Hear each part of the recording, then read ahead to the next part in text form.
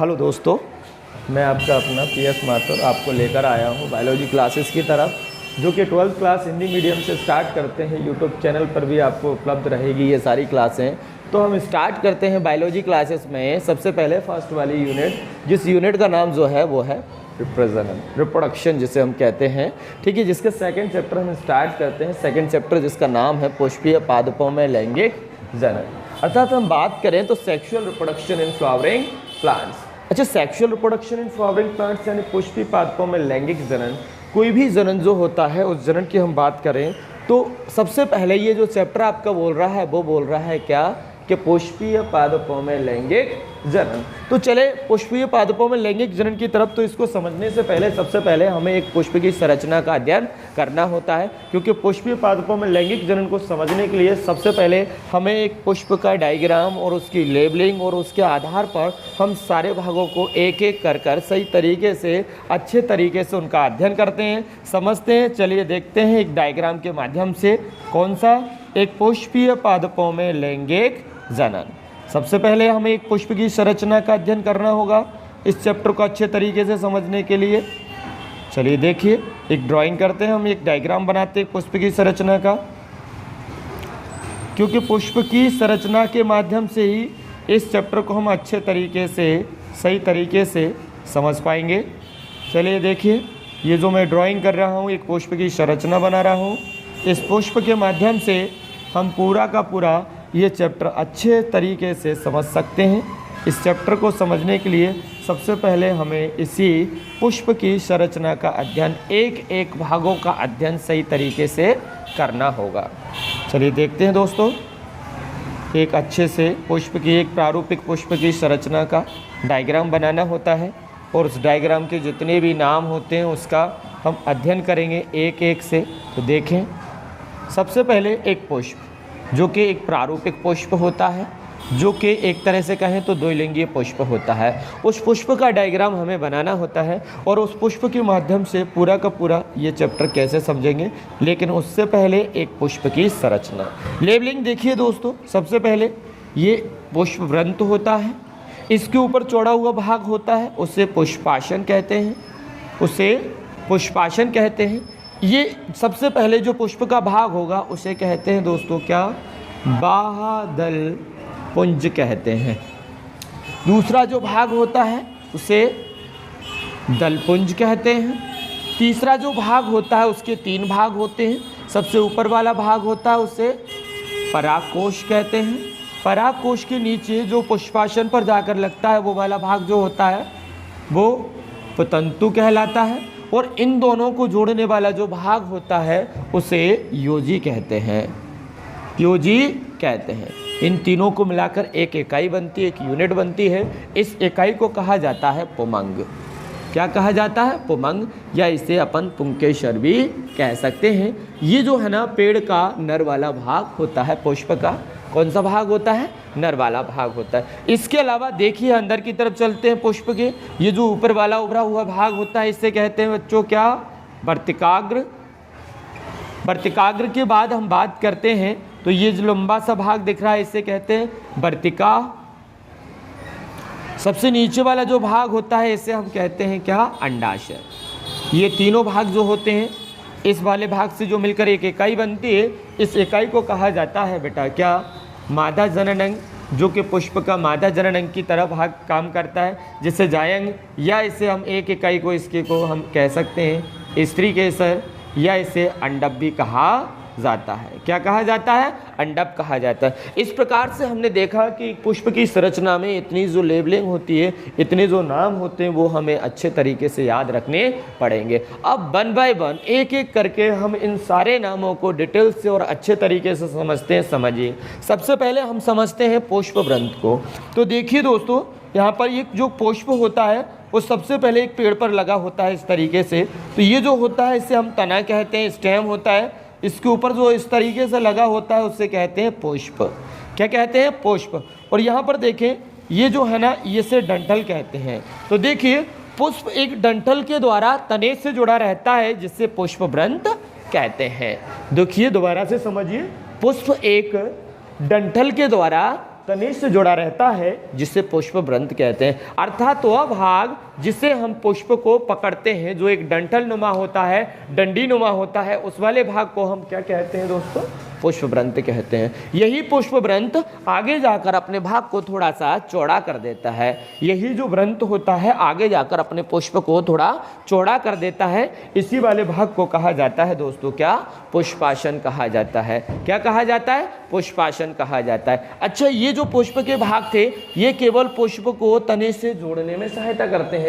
बाकी सारे जो भाग होते हैं वो पुष्प के भाग जुड़े हुए रहते हैं। पहला भाग जो होता है उसे कहते हैं बादल पुंज, दूसरा होता है दलपुंज, तीसरा होता है दोस्तों कौन सा? पुमंग, और चौथा और अंतिम भाग होता है वो होता है दोस्तों कौन सा?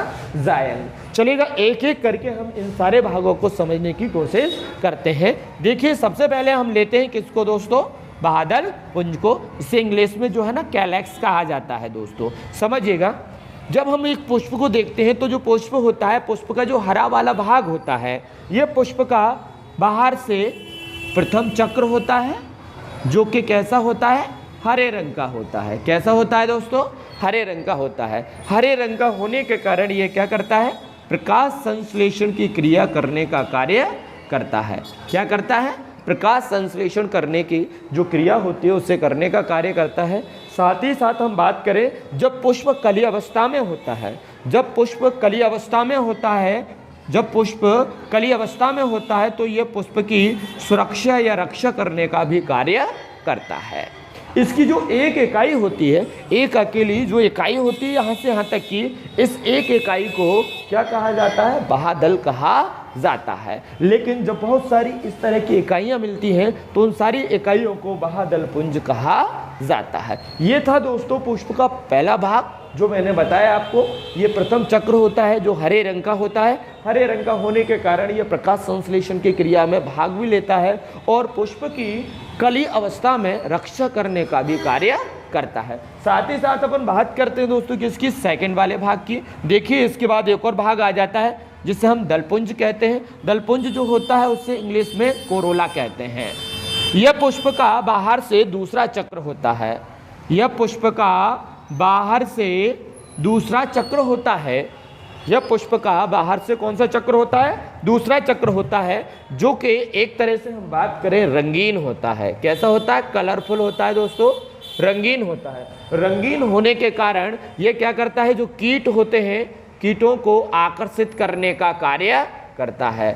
और कीटों को आकर्षित करने के साथ साथ ये जब कीट आकर्षित होते हैं तो परागण की क्रिया जो होती है, परागण की क्रिया में महत्वपूर्ण भूमिका निभाने का कार्य करता है। तो समझिएगा दोबारा से दोस्तों किसकी बात कर रहे हैं? दलपुंज। यह पुष्प का दूसरा चक्र होता है जो रंगीन होता है। रंगीन होने के कारण यह कीटों को अपनी ओर आकर्षित करता है और आकर्षित करता है और परागण की क्रिया में क्या करता है? सहायता करता है। इसकी जो एक इकाई होती है, यहाँ से लेकर यहाँ तक की जो एक इकाई होती है, इस इकाई को कहा जाता है दोस्तों दल। और जो बहुत सारी इकाइयाँ होती हैं, जो पंखुड़ी होती हैं, उन पंखुड़ियों को जो कलरफुल होती हैं उनको कहा जाता है बेटा दलपुंज कहा जाता है। क्या कहा जाता है? दलपुंज कहा जाता है। अच्छा, आप लोगों ने देखा होगा वैसे भी अपन मंदिर में या कहीं पर भी जाते हैं तो जो पंखुड़ी जैसी होती है पुष्प की, उनको हम जब चढ़ाते हैं भगवान पर तो जो कलरफुल भाग होता है, जो रंगीन वाला भाग होता है, उन्हीं को दलपुंज कहा जाता है। चलिएगा अब हम तीसरे वाले भाग की, तीसरे वाले चक्र की बात करते हैं। तो तीसरे वाले चक्र को अपन देखते हैं। देखिएगा ये है, यहाँ से देखिए पहला, दूसरा और ये तीसरा। तीसरा जो चक्र होता है ये है। इस चक्र की हम बात करें तो देखें यह पुष्प का तीसरा चक्र होता है। यह पुष्प का तीसरा चक्र होता है जो कि नर जनन की भांति कार्य करता है। काय की भांति कार्य करता है? नर जनन अंग की भांति कार्य करता है। अर्थात यह पुष्प का नर वाला भाग होता है। अच्छा, इसकी जो एक इकाई होती है, इस तरह की जो एक इकाई होती है, इस एक इकाई को कहा जाता है दोस्तों, क्या कहा जाता है? पुंकेसर कहा जाता है। इस प्रत्येक पुंकेसर जो होता है, प्रत्येक पुंकेसर के 3 भाग होते हैं दोस्तों। पहला वाला भाग ये जिसमें परागकण बनते हैं उसे परागकोश कहा जाता है। ये सबसे ऊपर वाला भाग होता है। इसी परागकोश के अंदर परागकणों का निर्माण होता है जो कि नर युग्मक होते हैं।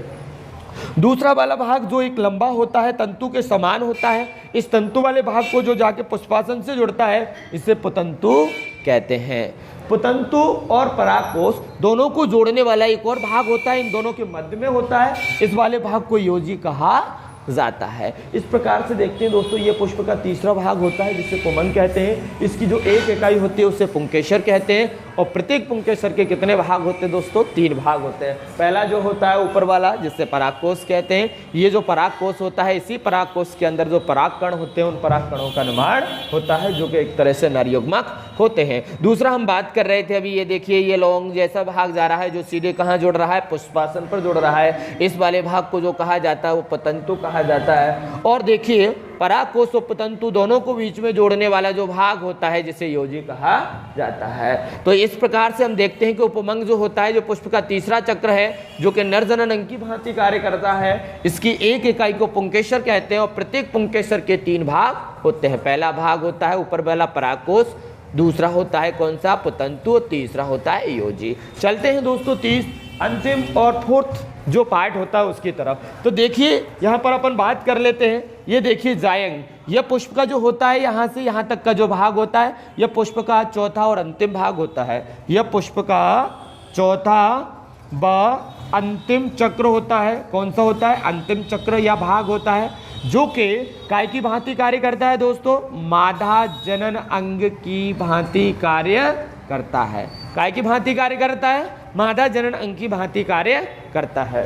अर्थात यह पुष्प का चौथा और अंतिम भाग होता है जो मादा जनन अंग की तरह कार्य करता है। इसकी जो एक इकाई होती है दोस्तों, ये इस तरह की एक इकाई होती है। एक इकाई को कहा जाता है स्त्री केसर या अंडप कहा जाता है। जब बहुत सारी यूनिटें मिलती हैं, इकाइयाँ मिलती हैं, तो उसे जायंग कहा जाता है। प्रत्येक स्त्री केसर या जो अंडप होता है, प्रत्येक स्त्री केसर या अंडप जो होता है उसके 3 भाग होते हैं। सबसे ऊपर वाला भाग होता है जिसे वर्तिकाग्र कहा जाता है, यहाँ तक का वाला भाग होता है। ये जो परागकोश से परागकण आते हैं उन्हें एक्सेप्ट करता है, उन्हें अपने ऊपर लेता है। बीच में जो भाग होता है इस तरह का एक तंतु के समान होता है, इस वाले भाग को दोस्तों कहा जाता है वर्तिका। तीसरा देखें बेटा, तीसरा और अंतिम जो भाग होता है उसे कहा जाता है अंडाशय। क्या कहा जाता है? अंडाशय। तो इस प्रकार से हम देखते हैं कि एक जो पुष्प होता है, पुष्प की संरचना में मुख्य रूप से जो आपको सामने दिखाई दे रहा है एक प्रारूपिक पुष्प होता है। एक प्रारूपिक पुष्प की बात करें तो देखिए ये एक कैसा पुष्प है दोस्तों? द्विलिंगी है, जिस पर नर और मादा दोनों भाग पाए जाते हैं।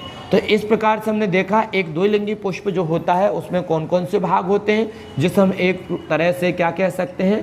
प्रारूपिक पुष्प कह सकते हैं। एक प्रारूपिक पुष्प की संरचना का अभी हमने जो आपको बताया, एक अध्ययन किया, इसमें कितने भाग होते हैं एक बार मैं आपको बता देता हूँ, चलिएगा समझिएगा अच्छे तरीके से। एक क्या होता है?